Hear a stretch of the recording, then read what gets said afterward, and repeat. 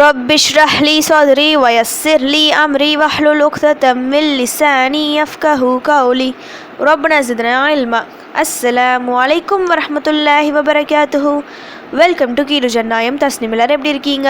நல்லா இருக்கீங்களா? அல்ஹம்துலில்லாஹ். வீடியோக்குள்ளே போகிறதுக்கு முன்னாடி நான் லாஸ்ட் வீடியோவில் கேட்ட கொஷினுக்கு ஆன்சர் என்னன்னு பார்க்கலாம். நான் என்ன கொஷின் கேட்டேன்? நபிகளாரின் இஸ்லாமிய அழைப்பு முயற்சியை கடுமையாக எதிர்த்த நபிகளாரின் குடும்பத்தை சார்ந்த நபர் யார்? இதுக்கான ஆன்சர் அபு லஹப். தொழுகைக்கு பிறகு ஓத வேண்டிய துவாக்கள் நிறைய இருக்குது. அதில் குறிப்பிட்ட சிலவற்றை நபி ஸல்லல்லாஹு அலைஹி வஸல்லம் அவர்கள் வழக்கமாக ஓதி நம்மையும் ஓத வலியுறுத்தியுள்ளார்கள்.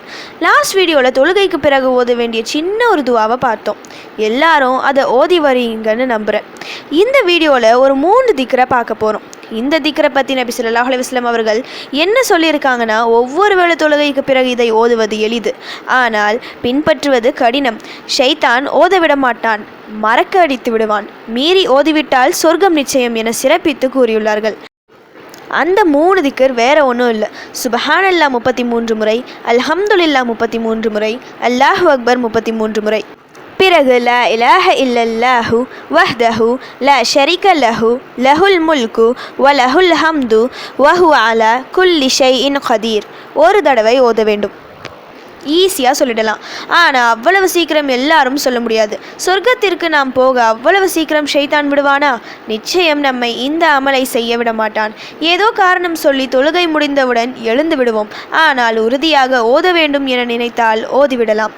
ஓதி பழக்கமாகிவிட்டால் ஒவ்வொரு வேளை தொழுகை எப்படி கட்டாய கடமையோ அதுபோல இந்த திக்ர்களை சொல்வதும் நமது கடமையாகிவிடும்.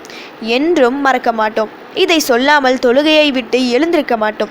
தொழுகை முக்கியம். அதற்கு பிறகு உள்ள நேரத்தில் நாம் அறிந்து கொள்ள வேண்டிய விஷயமும் ஒன்று உள்ளது. தொழுகை முடிந்து நாம் எவ்வளவு நேரம் அதே இருப்பில் இருக்கின்றோமோ அவ்வளவு நேரம் ஒரு மலக்கு நமக்காக அல்லாஹ்விடம் துவா செய்து கொண்டே இருப்பார்களாம். இதற்கு 2 கண்டிஷன் இருக்குது. 1, நாம் உதுவோடு இருக்கணும். 2, யார்கிட்டையும் பேசக்கூடாது.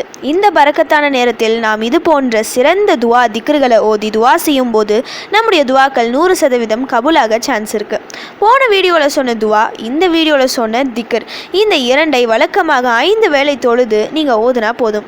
உங்கள் முக்கால்வாசி பிரச்சனை தீரும். மீதி இருக்கும் கால்வாசிக்கு தௌபா அதிகம் செய்யுங்க.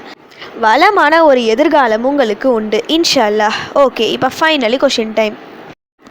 சொர்க்கத்தின் அகலம் எவ்வளவு பெரியது என்று அல்லாஹ் கூறுகின்றான்? இதுதான் இன்னைக்கான கொஷின். இதுக்கு உங்களுக்கு ஆன்சர் தெரிஞ்சால் ப்ளீஸ் கமெண்ட் பண்ணுங்கள். அப்படி இல்லைனா ப்ளீஸ் வெயிட் பண்ணுங்கள், நான் நெக்ஸ்ட் வீடியோ போஸ்ட் பண்ணுற வரைக்கும். சுபஹான ரப்பிக ரப்பில் இஸ்ஸத்தி அம்மா யசிஃபூன வஸ்ஸலாமு அலல் முர்சலீன் வல்ஹம்துலில்லாஹி ரப்பில் ஆலமீன். அஸ்ஸலாமு அலைக்கும் வரஹ்மத்துல்லாஹி வபரகாத்துஹு.